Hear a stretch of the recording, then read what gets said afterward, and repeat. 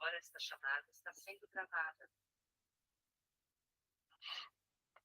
Bom, pessoal, vamos iniciar então? Vamos orar para iniciarmos?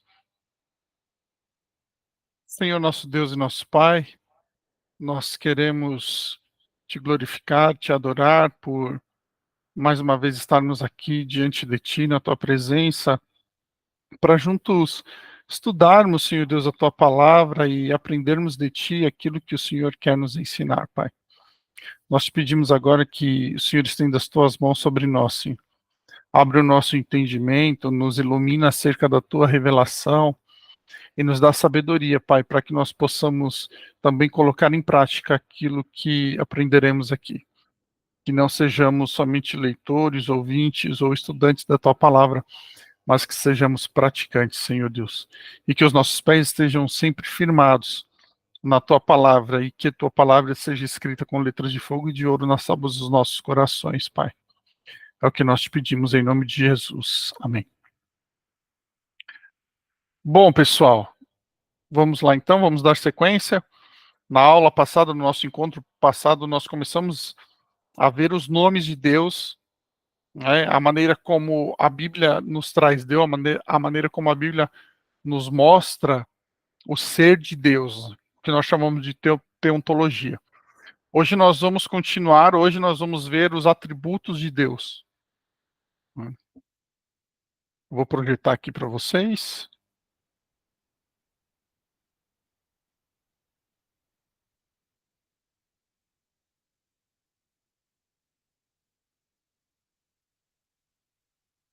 Pronto.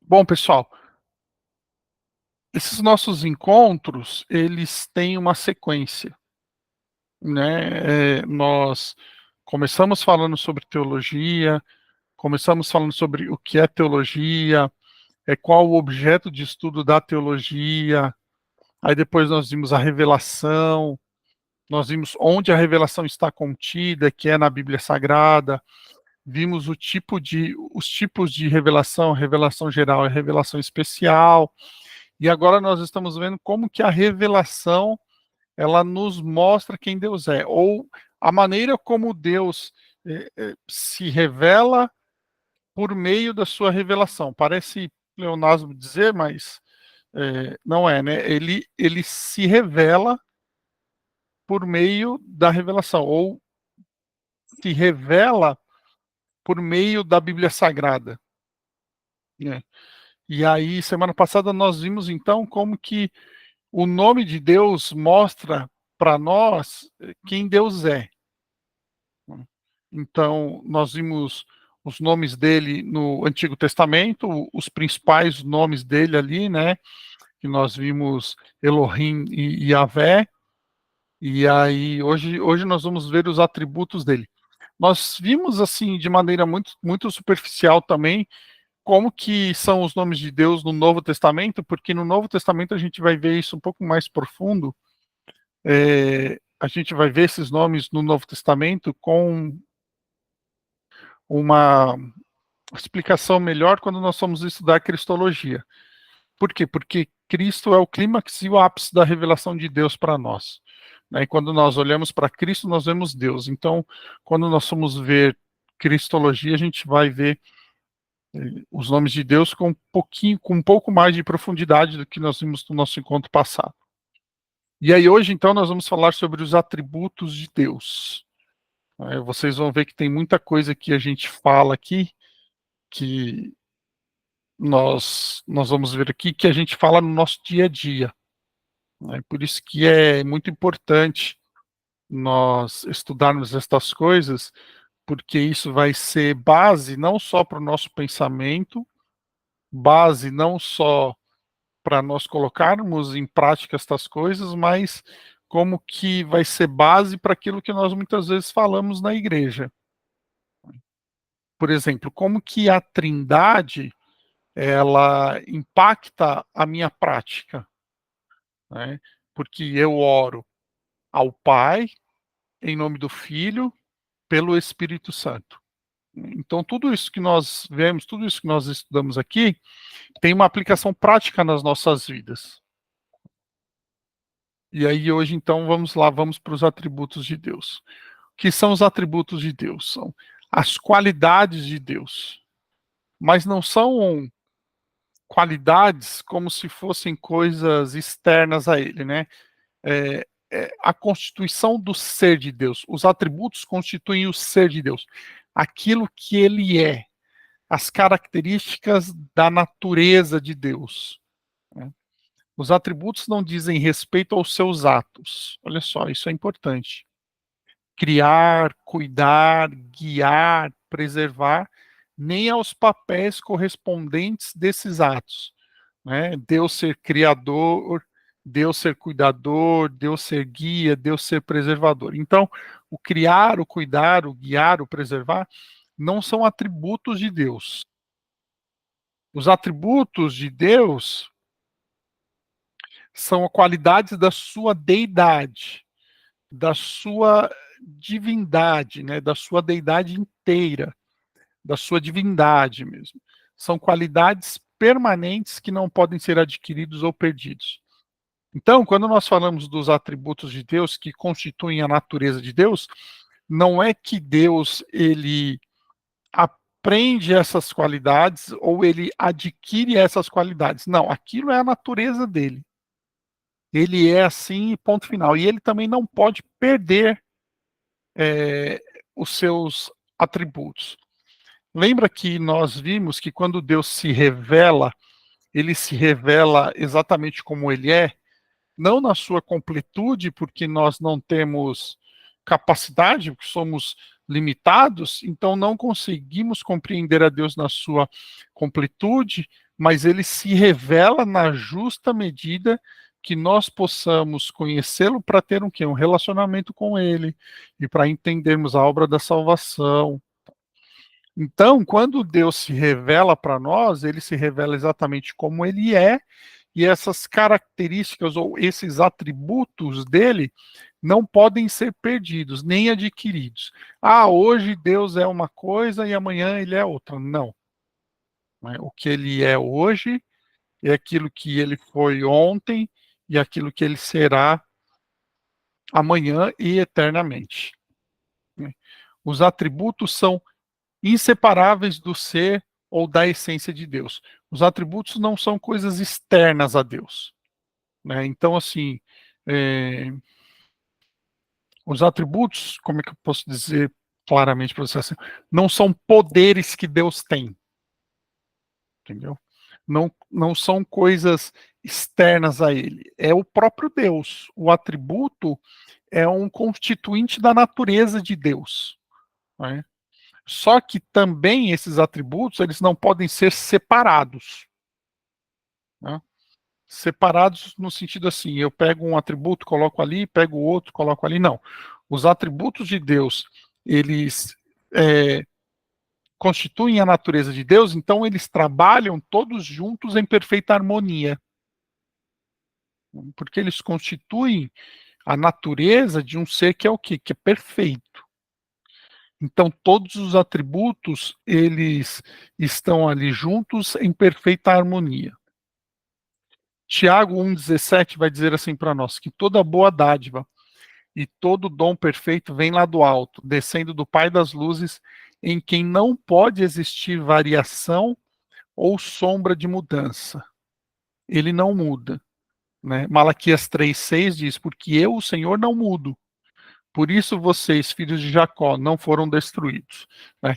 Deus não muda. Então, aquilo que ele foi ontem, ele é hoje, ele será amanhã e será eternamente. Então, os atributos de Deus não são coisas que Deus aprende, não são coisas que Deus adquire e não são coisas que mudam com o passar do tempo. Não, não mudam. É aquilo que ele é.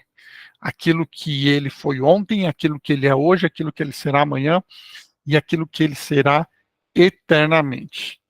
E aí, então, quando a gente fala dos atributos de Deus, nós precisamos entender que para nós compreendermos melhor os atributos de Deus, nós fazemos uma classificação entre dois tipos de atributos.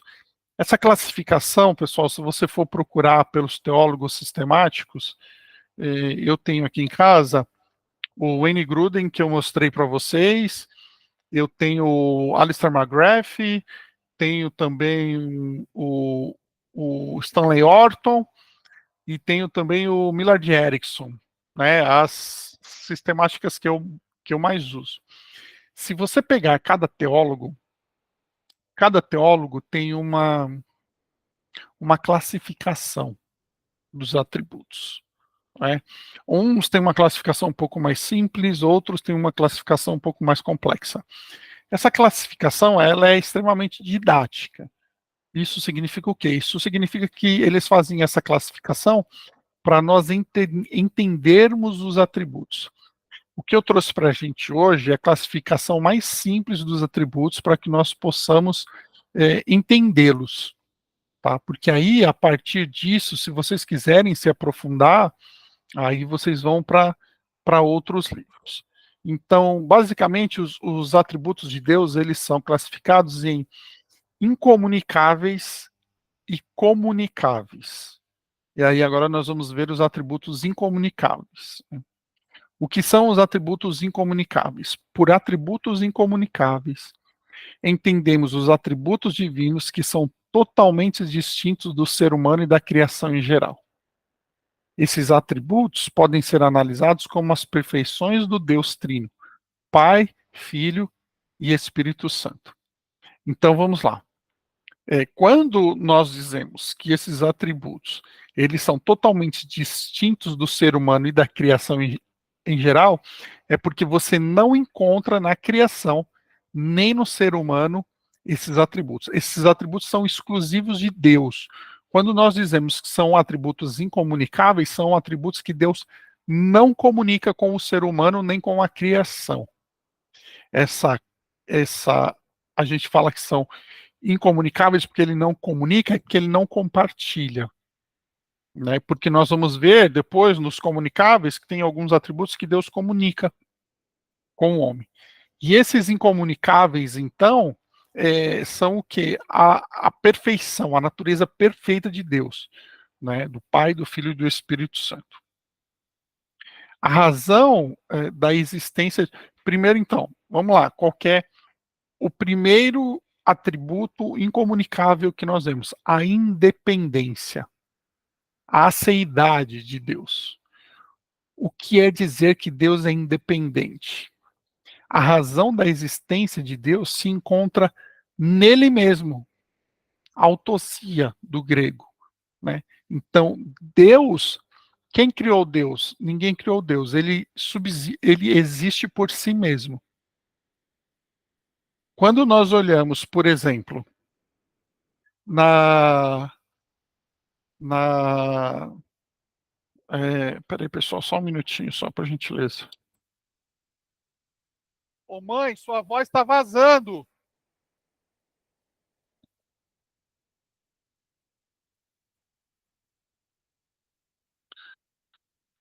Pronto, pessoal, voltei. É, então, quando eu digo que é, deixa eu voltar, peraí. Nós estamos falando então da independência de Deus. Quando eu digo que Deus ele é independente, que ele não depende de ninguém para existir. Ele não depende do homem para absolutamente nada. Quando nós vemos a mitologia grega, nós vemos que na mitologia grega os deuses são fortalecidos pelas orações dos homens, né? Deus não, o nosso Deus não. O nosso Deus, ele é quem ele é, com o homem ou sem o homem. Tem até um jargão que a gente usa, né? Que a gente diz assim, que nós sem Deus não somos nada. Deus sem nós continua sendo Deus. Né? Diferente do homem, Deus não depende de nada fora dele mesmo. E Deus também não é persuadido por nada que há fora dele. Nada que há fora de Deus pode influenciar a Deus. Ele não depende de nada disso e nada do que há fora dele pode influenciar ou persuadir ou convencer a Deus. Deus é independente em seu ser, em suas ações e virtudes, e faz com que todas as criaturas dependam dele. Aqui é um ponto-chave, porque tudo depende de Deus. Deus não depende de nada nem de ninguém, mas tudo e todos dependem dele. Por exemplo, Deus é que sustenta o mundo. Né? É o que nós falamos de providência. Deus sustenta o mundo, Deus sustenta o universo, Deus sustenta o cosmos. Né? Então, ele não depende de ninguém, nem de nada, mas todos e tudo dependem dele. E o próprio nome Yahvé demonstra a independência divina.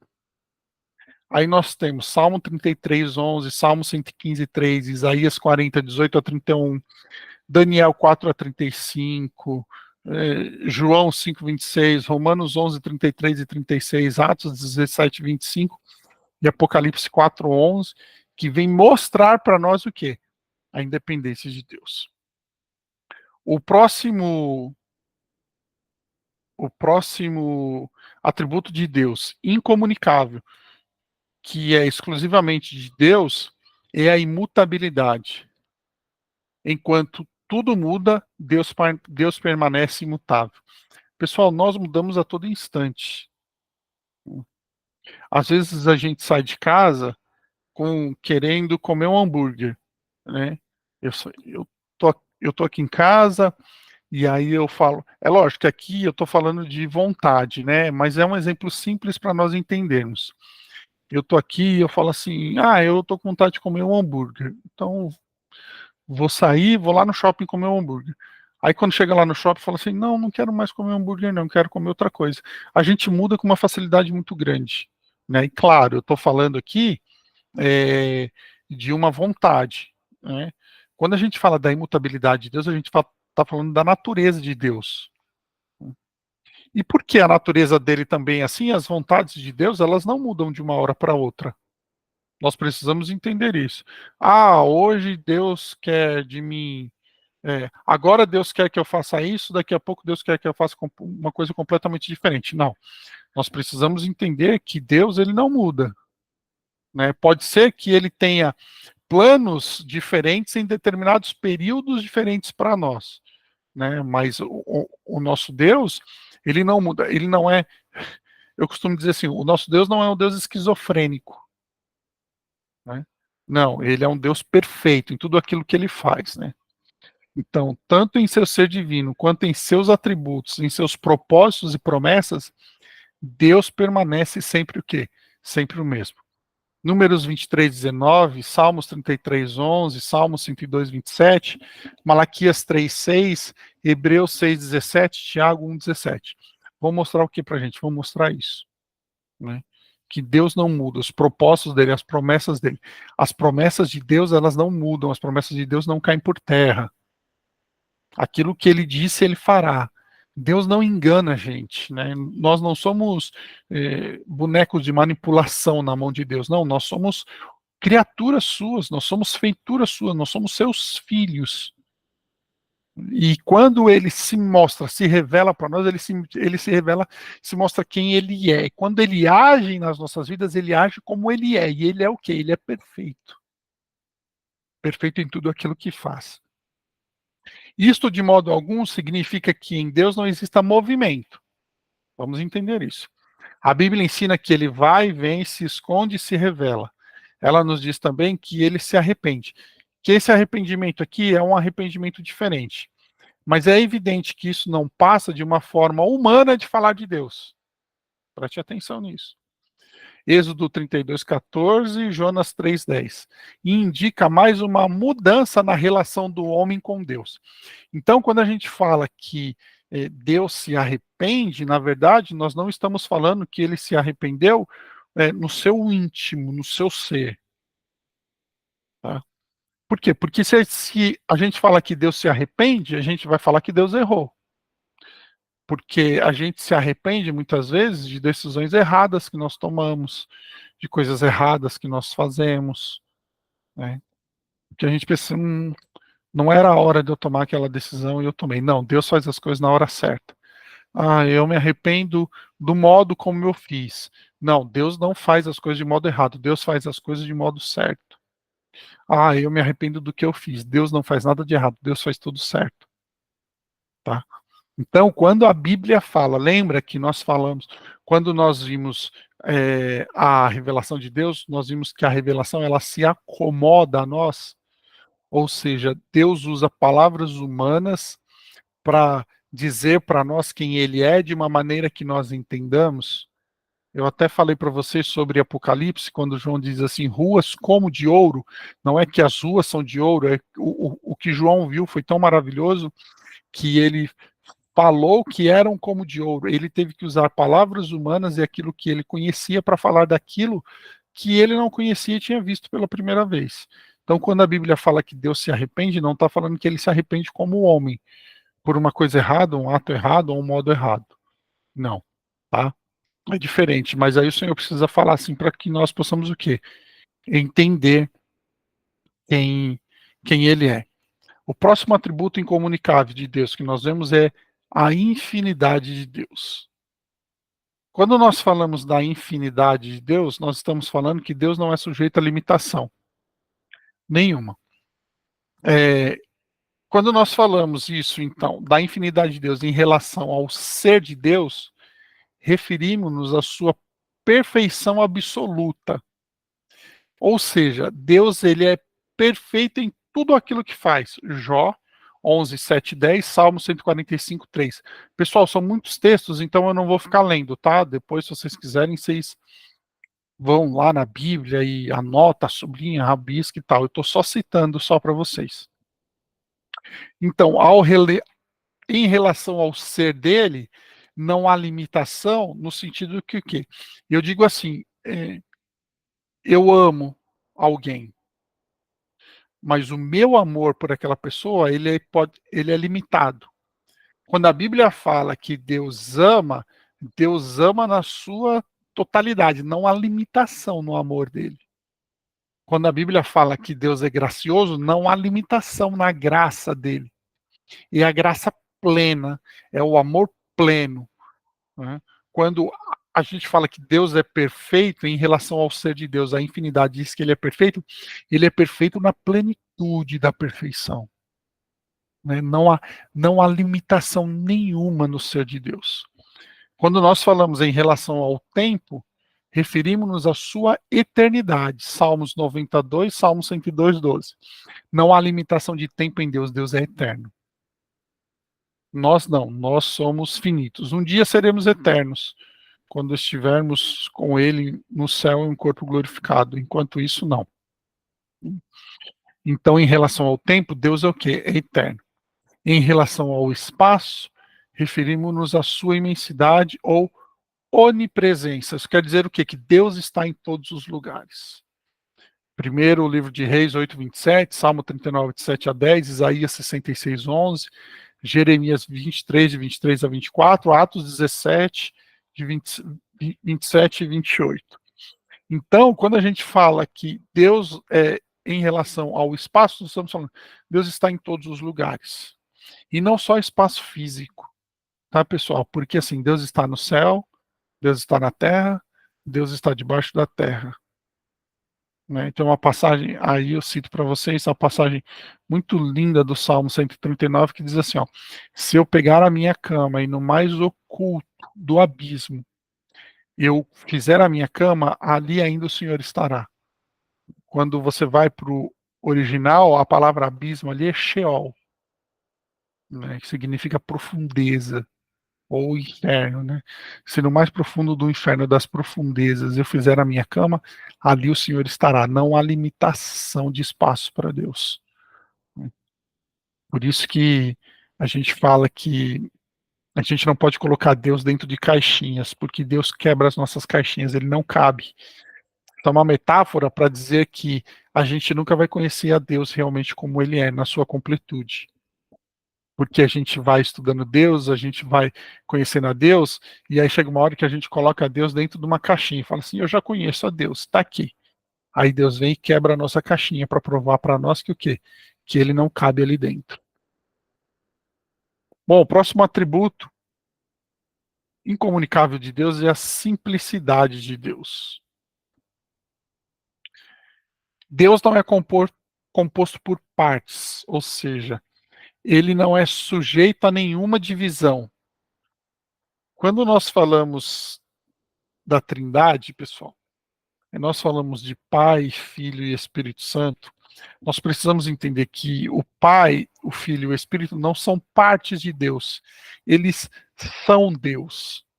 Né? Quando vermos a Trindade, a gente vai tentar entender um pouquinho mais disso, porque, para mim, aqui é uma opinião minha, para mim, esse é um dos maiores mistérios do cristianismo. Né? A Trindade, para mim, é o maior mistério. Um único Deus em três pessoas distintas, mas que não são partes, porque não podem ser separadas, não podem ser divididos. As pessoas dizem assim, é mais ou menos como um ovo. O ovo tem a casca, a clara e a gema. Mas o ovo, se você separar das três partes, você consegue usar uma sem usar as outras duas. O nosso Deus não. Né? Quando o Pai está em ação, o Filho e o Espírito estão em ação. Quando o Espírito está em ação, o Pai e o Filho estão em ação. Quando o Filho está em ação, o Espírito e o Pai estão em ação. E os três são o quê? Os três são um Deus. Eles não são partes de um Deus, eles são um Deus. O nosso Deus, ele é simples porque ele é um. A gente viu isso no encontro passado, né? As três pessoas da divindade não são tantas partes das quais se compõe a essência divina. Tá vendo? Todo ser de Deus pertence a cada uma das três pessoas. Isso quer dizer assim, eu não olho para Jesus e eu vejo partes de Deus em Jesus. Não. Jesus é Deus na sua plenitude. O Pai, eu não olho para o Pai e vejo partes de Deus no Pai. O Pai é Deus na sua completude. Eu não olho para o Espírito e vejo partes de Deus no Espírito. O Espírito é Deus na sua completude. Eu olho para cada um deles e eu vejo Deus plenamente em cada um deles. Deus e os seus atributos são um todo consistente. Ele é vida, luz, amor, justiça e verdade. Né? É um todo consistente, por quê? Porque todos estão em harmonia. E aí, quando eu olho, então, para Deus, que todos os seus atributos estão em harmonia, eu olho para o Filho e vejo que no Filho estão todos os atributos em harmonia. Eu olho para o Pai e vejo que no Pai estão todos os atributos em harmonia. E no Espírito estão todos os atributos em harmonia. Isso parece bugar a nossa mente um pouquinho, né, pessoal? Mas é maravilhoso, né? Porque o nosso Deus não cabe realmente no nosso intelecto, na nossa compreensão. E olha só, ele não é a soma dos seus atributos, mas simultaneamente tudo o que os seus atributos revelam. Então, assim, não é que se eu tirar um dos atributos de Deus, ele vai ser um pouquinho menos Deus. Não é isso. Até porque eu não posso tirar o atributo dele, porque o atributo é a natureza dele. Né? Então, se eu somar os atributos, eu tenho um Deus. Não, não é. São todos os atributos ao mesmo tempo em perfeita harmonia. Lembra que nós falamos da glória de Deus? Então, o que é a glória de Deus? A glória de Deus é a manifestação total e absoluta de uma única vez de todos os atributos, ou seja, do ser de Deus. Essa é a glória de Deus. Para você ver que coisa maravilhosa que é, né? Bom, basicamente então, pessoal, os atributos incomunicáveis, eles são esses, né? A independência de Deus, Deus é independente de tudo e todos. A imutabilidade de Deus, Deus não muda. A infinidade de Deus, Deus ele não tem, não tem nenhuma limitação. E a simplicidade de Deus, Deus é simples. Né? Geralmente, quando a gente estuda, a gente vê que os atributos incomunicáveis de Deus são três, né? A onisciência, a onipotência e a onipresença, né? Mas não são, eles estão implicados, esses três atributos são atributos dele, estão implicados nesses outros atributos também. Tá? Bom, são basicamente esses quatro que são os incomunicáveis, aquilo que ele não comunica, que ele não compartilha com o homem e que fazem parte única e exclusivamente do ser de Deus, da sua perfeição. Agora nós vamos ver o que? Os atributos comunicáveis. Os atributos comunicáveis são atributos dos quais existe alguma semelhança no ser humano. Por analogia, nós devemos tomar o cuidado de considerar esses atributos infinitos e absolutos quando aplicados a Deus e finitos quando considerado no ser humano. Tá? Então, o que isso quer dizer? Isso quer dizer assim, ó, quando eu falo que Deus é amor e por isso ele ama, e que nós temos a capacidade de amar, assim como ele ama, isso mostra para mim que um atributo dele ele comunicou comigo. Só que, diferentemente de Deus, esse atributo que eu tenho é finito e é limitado, porque eu não amo como Deus ama. Eu não amo com a força como Deus ama. Então, esse atributo em Deus, ele é infinito, ilimitado, porque ele está na sua completude. Em mim, não. Por isso que nós precisamos tomar muito cuidado, porque a nova era, a gente ouvia muito falar de nova era, final na década de 90, ali 1995, até próximo dos anos 2000 ali. Depois eles pararam de falar sobre isso. A nova era dizia que nós somos mini-deuses, né? Não, nós não somos mini-deuses. Ter os atributos que Deus tem em mim, ou alguns dele, não me faz igual a Deus. Ninguém é igual a Deus. Esses atributos, eles estão em nós, mas eles estão o quê? Eles estão limitados. Tá, pessoal? Em Deus são infinitos e absolutos. Então, qual que é o primeiro conhecimento, qual que é o primeiro atributo de Deus que ele manifesta com o homem, que ele comunica com o homem? A onisciência, ou o conhecimento. Aí aqui é que cabe aquela, lembra que eu falei que nós sempre vimos a onisciência, a onipotência e a onipresença como incomunicáveis, mas aqui a gente está tratando a onisciência como um atributo comunicável. É porque em Deus, quando a gente fala de onisciência, a gente fala de conhecimento. Em Deus é a onisciência. Né? Em Deus é o conhecimento de tudo e de todos. Né? Só que Deus pega esse conhecimento e ele compartilha comigo. Só que quando ele compartilha comigo, esse conhecimento em mim não é como é em Deus. Em mim, ele é limitado. Né? E o que é o conhecimento de Deus? Então, trata-se da perfeição pela qual Deus, de forma intrínseca, conhece a si mesmo e a todas as coisas atuais e possíveis. Deus conhece todas as coisas exaustivamente, porque ele decretou todas as coisas exaustivamente. Então, assim, por que é que Deus conhece exaustivamente? Porque ele criou todas as coisas. A medicina pode estudar o homem quanto ela quiser, ela jamais vai conhecer o homem como Deus conhece, porque Deus criou o homem. Deus conhece coisas no corpo humano que a medicina jamais vai conhecer. Então você está vendo como que em Deus ele é infinito e absoluto, esse atributo, mas em mim ele é finito e limitado? Mas Deus comunicou comigo. O homem pode conhecer as coisas, o homem tem capacidade, o homem tem intelecto. Isso vem de Deus.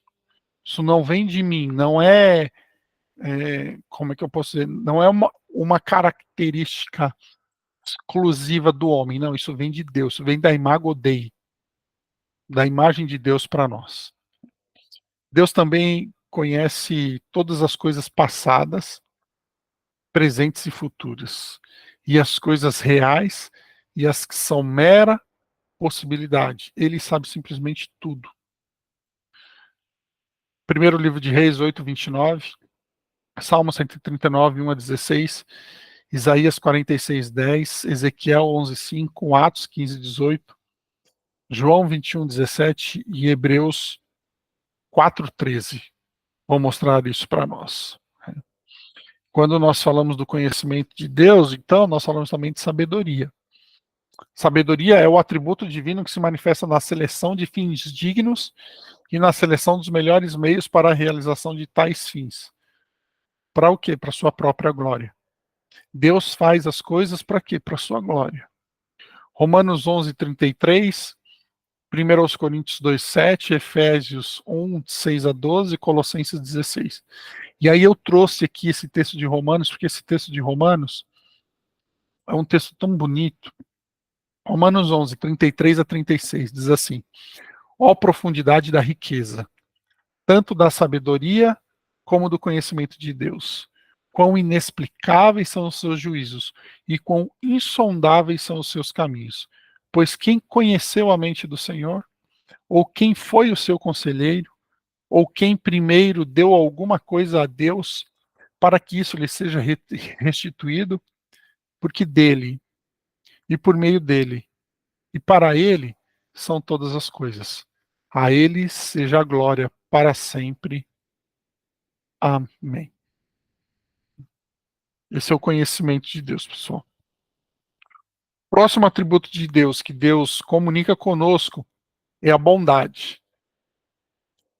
Deus é bom, ou seja, perfeitissimamente santo em seu modo de ser, né? A bondade de Deus tem um resultado de causar o bem a outros. Deus, ele é totalmente bom. Não há nada de mal em Deus, né? Não há nada de mal em Deus.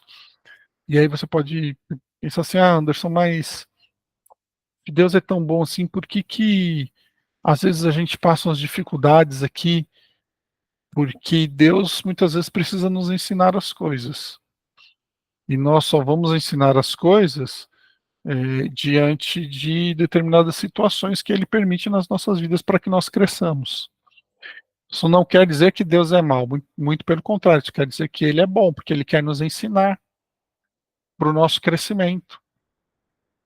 Você sabe qual que é o oposto do amor? O oposto do amor não é o ódio. O oposto do amor é a indiferença. Pensa, pensa bem nisso. Quando eu odeio uma pessoa, não quer dizer que esse ódio que eu sinto é o contrário do amor. Não.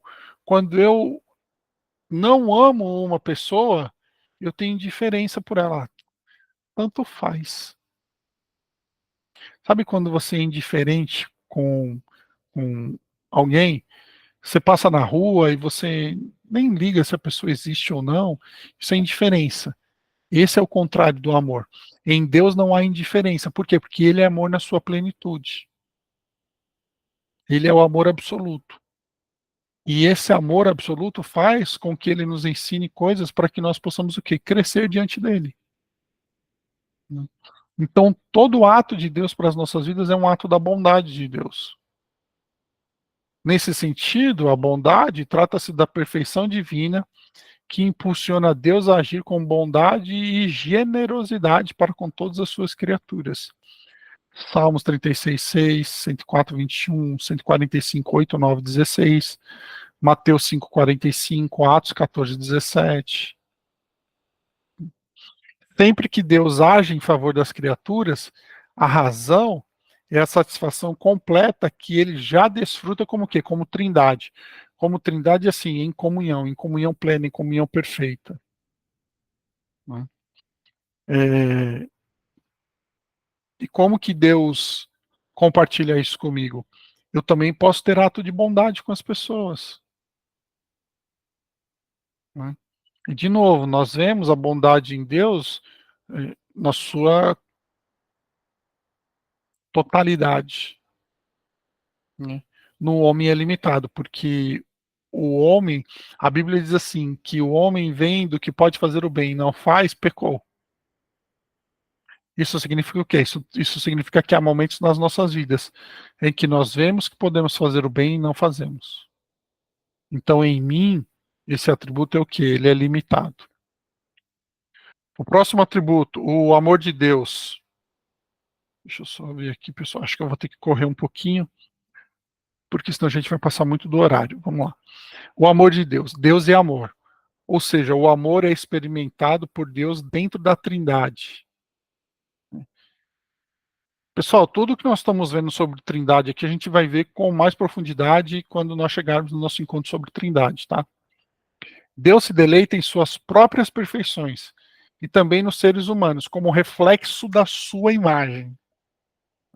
Então, quando Deus olha para nós e vê que nós estamos manifestando a imagem dele da forma como tem que ser, ou seja, nós estamos usando aquilo que ele nos deu, aquilo que ele compartilhou conosco da maneira como tem que ser, Deus se deleita, Deus sente prazer. Né? Deus sente prazer quando a gente cumpre o propósito dele nas nossas vidas, quando a gente se coloca debaixo do propósito. O amor divino se manifesta de várias maneiras na Bíblia. Com relação ao perdão aos pecados, ou seja, na graça, Efésios 1:7, 2 de 7 a 9, Tito 2:11. Com relação ao alívio da miséria do pecado, misericórdia, Lucas 1:54, 72, 78, Romanos 15:8, 9, 16, 18, Efésios 2:4. A paciência de Deus em relação ao pecador, longanimidade. Romanos 2:4, 9:11, primeira epístola de Pedro 3:20, segunda epístola de Pedro 3:15. Vocês estão vendo como que a graça, a misericórdia e a longanimidade também são atributos de Deus, mas elas são manifestações do amor de Deus? Então, vocês lembram que nós vimos que nós falamos que os atributos estão em perfeita harmonia? Isso por quê? Porque o Gruden, o Wayne Gruden traz a graça, a misericórdia e a longanimidade como faces do amor de Deus. Né? São todos atributos de Deus que estão ali em perfeita harmonia. Bom, a santidade de Deus. Deus é santo na medida que ele é totalmente distinto da sua criação e exaltado em majestade. Êxodo 15:11, Isaías 57:15. Deus é livre de qualquer desvio moral ou de erro, ou seja, Deus é moralmente perfeito. Não há erro em Deus, não há desvio de conduta em Deus, não há desvio de pensamento em Deus, não há atos errados em Deus. Diante da santidade de Deus, o ser humano é constrangido de seus pecados e da sua condição limitada. Jó 34:11, Isaías 6:5, Abacuque 1:3. É, Isaías, quando está ali com o Senhor, ele vê o Senhor, ai de mim, que sou homem pecador de lábios impuros. Diante da majestade e da santidade de Deus, Isaías falou que ai de mim, que sou homem pecador. Diante da santidade de Deus, pessoal, a gente fica constrangido. Porque hoje nós podemos ser santos pelo Espírito de Deus que habita em nós e nos faz levar uma vida de santidade, mas não completamente santos como Deus é. Aqui de novo, mostra para nós que ele compartilhou conosco um atributo dele, mas que em nós esse atributo ele é limitado. A justiça de Deus. A justiça de Deus é aquele atributo divino pelo qual Deus se mantém santo diante de qualquer violação da sua santidade. Deus mantém seu governo moral sobre o mundo e impõe ao ser humano uma lei justa, recompensando a obediência e punindo a desobediência. Ou seja, uma justiça remunerativa, recompensa a obediência, expressão do amor divino. Justiça retributiva, punição à desobediência, expressão da ira divina. A obediência, a nossa obediência, ela faz com que se manifeste o quê? A justiça de Deus. Quando a gente fala de justiça aqui, pessoal, a gente não está falando apesar de que há uma característica remunerativa e retributiva, mas quando a gente fala basicamente de justiça, a gente está falando de retidão. Então, assim, ó, Deus, quando julga, Deus não julga com 2 pesos e 2 medidas, ou seja, ele não julga diferente. A maneira como ele julga um, ele julga outro. Isso mostra que Deus o quê? Deus é reto. Quando a Bíblia fala assim que Deus é reto, está falando assim, ó, Deus é justo. Quando a gente fala da justiça dele, nós estamos falando que nele há retidão em todas as coisas. Não há desvio de moralidade nele. Por quê? Por causa da sua santidade. Então, a santidade e a justiça de Deus ali, ó, em perfeita harmonia. O próximo atributo é a veracidade de Deus. Deus é verdadeiro em seu ser intrínseco, em sua revelação e nas suas relações com o seu povo. Deus é distinto dos deuses considerados como fraude, ou seja, ele é verdadeiro. Deus conhece todas as coisas como são e se mantém fiel às promessas que ele mesmo fez. Fidelidade de Deus. A fidelidade de Deus mostra para nós o que? A veracidade de Deus. Deus, ele é o quê? Ele é aquilo que ele se manifesta para nós. Números 23:19, 1 Coríntios 1:9, 2 Timóteo 2:13, Hebreus 10:23.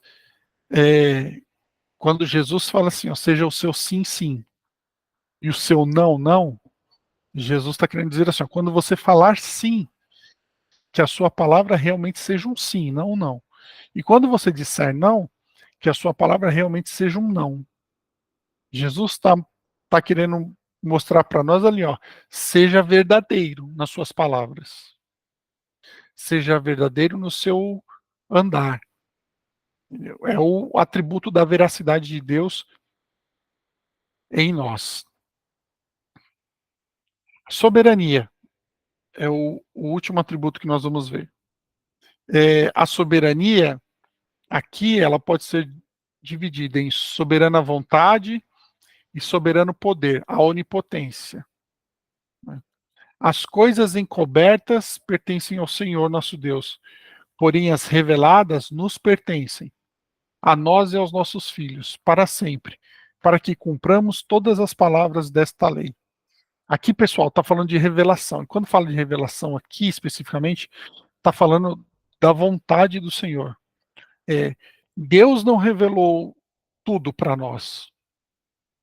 Ele revelou parcialmente. Jesus estava com os discípulos uma vez e Jesus disse assim, ó, nem tudo eu falo para vocês, porque vocês ainda não conseguem entender. Então, assim, nem tudo Deus nos fala, nem tudo Deus nos revela. Às vezes nós passamos por situações que nós não entendemos e Deus não fala para a gente por quê. Só lá na frente que nós vamos olhar para trás, vamos entender e tal. E aí nós temos o que então? Primeiro, a vontade secreta de Deus, ou o decreto, as coisas que Deus faz, que estão ocultas em Deus e visíveis apenas em seus efeitos. Todos os eventos são governados pelo conselho secreto de Deus. Às vezes Deus opera algumas coisas que a gente só vê o efeito daquilo. E a vontade revelada, essa é a vontade secreta. Né? A vontade revelada, os seus preceitos expressos na lei e no evangelho. Então, onde que está a vontade revelada de Deus para a gente? Os preceitos de Deus, na lei e no evangelho. Quando nós olhamos para o evangelho, nós vemos aquilo que Deus quer de nós.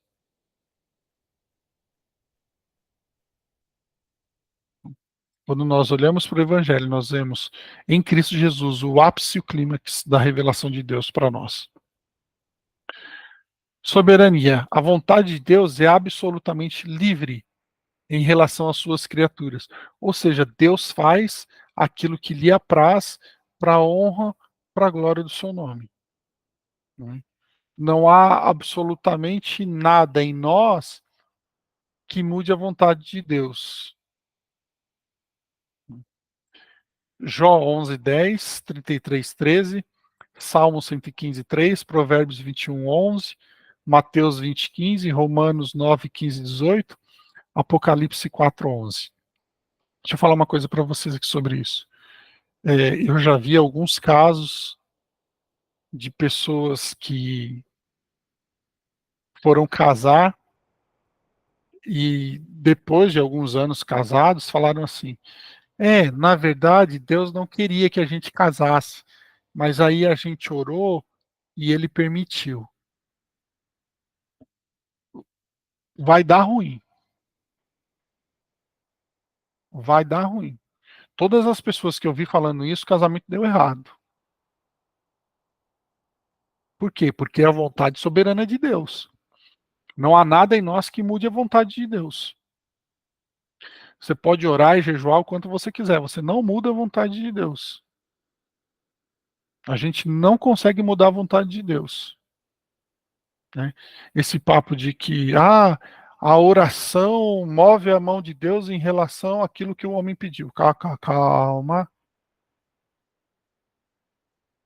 né? Porque se for assim, você já imaginou Deus fazendo as coisas segundo o que o homem quer? Então, assim, a vontade, a soberania é dele. Né? Onipotência é o título que se dá ao poder de executar a sua vontade. Deus pode tudo, com exceção daquilo que vai contra a sua própria natureza ou perfeições. Números 23, 19, 1 Samuel 15, 29, 2 Timóteo 2, 13, Hebreus 6, 28, Tiago 1, 13 e 17.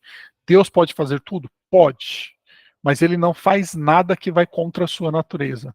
Vocês já viram as pessoas falarem assim: Deus pode tudo? Pode. Então Deus pode criar uma pedra que ninguém levanta. Pode. Mas se ninguém pode levantar a pedra, Deus pode levantar aquela pedra? Aqui é um é uma falácia lógica, tá? Por quê? Porque Deus não pode fazer ou ele não faz nada daquilo que venha contradizê-lo. Ou ele não pode fazer aquilo que vai contra a sua natureza ou perfeições. Deus pode pecar? Não. Deus não é como nós, que olha para o pecado e escolhe não pecar. Não. Deus não pode pecar. É impossível que Deus peque. Por quê? Porque faz parte da sua natureza ser santo. A santidade é um atributo da natureza, é um atributo de Deus, faz parte da sua natureza, da sua essência. Por isso ele não pode pecar. Deus pode, pelo mero exercício da sua vontade, realizar qualquer coisa que porventura decida realizar. E que, se ele quiser, poderia fazer até mais do que isso. Ou seja, Deus às vezes escolhe fazer coisas menores segundo o seu propósito. Isso não quer dizer que ele não pode fazer mais. Né? Pode. Mas tudo o que Deus faz, a soberania de Deus, a vontade de Deus, tudo tem o quê? Um propósito. O nosso Deus não é o Deus que sai fazendo as coisas ao léu. Não. Tudo o que Deus faz tem um propósito. Gênesis 18, 14, Jeremias 32, 27, Zacarias 8, 6, Mateus 3, 9 e 26, 53. E aí, para finalizar, eu trouxe essa fala do Herman Bavinck, que diz assim: ó, todo o atributo de Deus é precioso para os crentes. Eles não podem ficar bem sem qualquer um deles. Eles não desejam nenhum outro Deus além do Deus verdadeiro, que se revelou em Cristo. E eles realmente se gloriam em todas as suas perfeições. Nós nos gloriamos nas perfeições de Deus. Nós queremos esse Deus perfeito. Sua adoração, seu amor, suas ações de graças e seu louvor são provocados não somente pela graça e pelo amor de Deus, mas também por sua santidade e justiça. Não somente pela bondade de Deus, mas também por sua onipotência. Não somente por seus atributos comunicáveis, mas também por seus atributos incomunicáveis. Então, aquilo que Deus é, a maneira como ele se mostra e se revela para nós, é como ele realmente é. E aí nós vimos aqui coisas que são exclusivas dele e coisas que ele comunica conosco. Amém, pessoal? Alguém quer falar alguma coisa? Alguém quer perguntar alguma coisa, fazer algum comentário?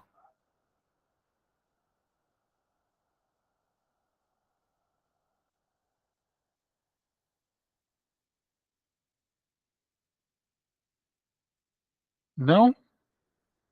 Ficou claro para todos nós? Qualquer coisa, pessoal, depois vocês, de novo, né? Eu sempre falo isso e é verdade, tá? Vocês podem mandar lá no meu WhatsApp, qualquer dúvida, qualquer coisa. O que a gente não souber, a gente vai estudar e a gente vai correr atrás de responder. Amém? Bom, vamos encerrar então nosso encontro de hoje. Hoje eu vou pedir para o Júlio orar. Júlio, por favor, ore para nós encerrarmos. Amém. Soberano e eterno Deus, Pai amado, Criador dos céus e da terra, Rei dos reis e Senhor dos senhores, te agradecemos por mais uma noite em que estivemos aqui para aprender mais de ti, para mergulhar nos teus atributos, para mergulhar nos conceitos acerca da tua natureza, e que cada um de nós, Senhor, não venha ficar apenas na teoria, mas que nós venhamos viver uma vida íntegra, uma vida santa, uma vida compromissada com aquilo que tu és, com a sua essência, com a sua natureza. Que nós possamos cada dia mais estarmos no centro da tua vontade, meu Deus. E agora nós te pedimos uma semana tremendamente abençoada, tanto nos trabalhos específicos da mocidade, como nos trabalhos da igreja, em todas as nossas atividades, Senhor. Nos dá uma semana abençoada, cheia da tua presença, cheia dos teus livramentos, cheia da tua graça e da tua misericórdia, e que na próxima segunda nós possamos retornar aqui, cada vez mais sedentos, para aprender e colocar em prática aquilo que nos foi ensinado. Em nome de Jesus é o que nós te pedimos e te agradecemos. Amém. Bem, obrigado, Júlio. Obrigado, pessoal, pela presença de cada um de vocês. Tenham uma excelente noite e até semana que vem. Tchau.